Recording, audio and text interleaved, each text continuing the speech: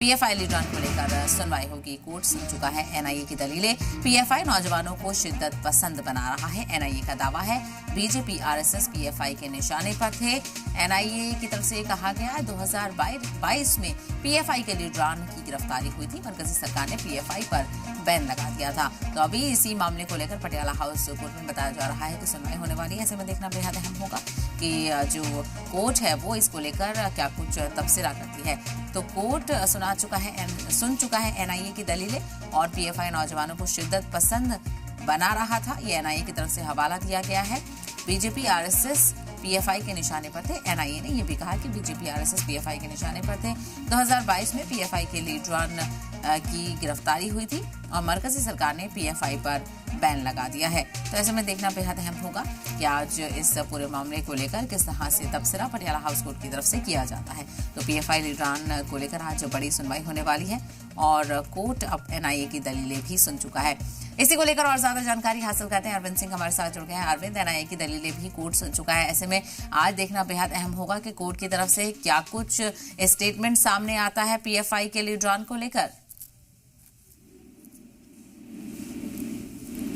अरविंद, आवाज मिल रही है?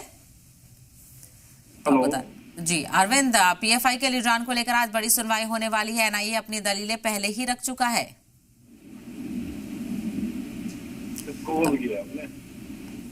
तो हम अपने नुमाइंदे का रुख दोबारा से करने की कोशिश करेंगे। बहरहाल आपको बताते चलें कि पीएफआई के लीडरान को लेकर आज अहम सुनवाई होने वाली है। पटियाला हाउस कोर्ट में इसको लेकर सुनवाई होगी और कोर्ट एनआईए की दलीलें सुन चुका है। पीएफआई नौजवानों को शिद्दत पसंद बना रहा था। एनआईए की तरफ से ये पहले से ही दलील दी गई थी और आज देखना बेहद अहम होगा कि कोर्ट इस हवाले से क्या कुछ तबसरा करता है। बहरहाल आपको बताते चलें कि एनआईए की तमाम दलीलें थी, जिसमें से ये भी कहा गया था कि जो पीएफआई है वो बीजेपी और आरएसएस को निशाना बना रहा है।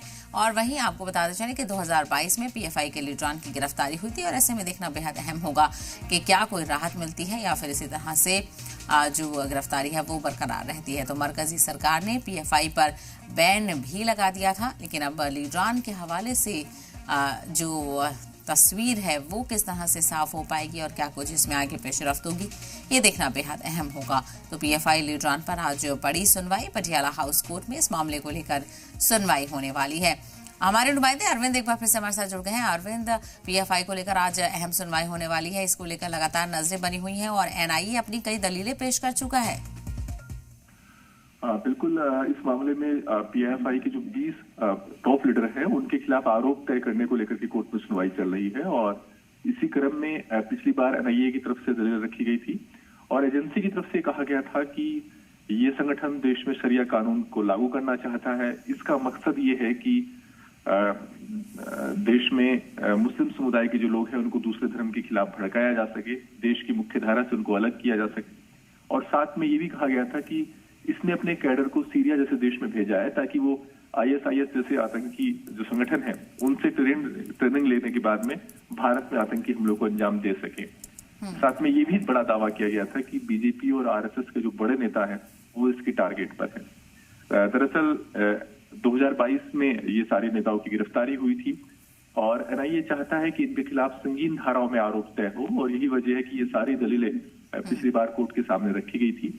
आज भी शुरुआत में एनआईए की तरफ से ही दलीलें रखी जाएंगी आरोप तय करने के समर्थन में और उसके बाद जो इस मामले में आरोपी हैं यानी जो पीएफआई के 20 नेता हैं जिनकी गिरफ्तारी हुई है, जिनके खिलाफ आरोप तय करने को लेकर के सुनवाई चल रही है, उनकी तरफ से वकीलों को मौका मिलेगा अपनी दलील रखने का और वो जाहिर तौर पर इस मामले में आरोप तय होने के खिलाफ अपनी दलीलें रखेंगे। बिल्कुल, ऐसे देखना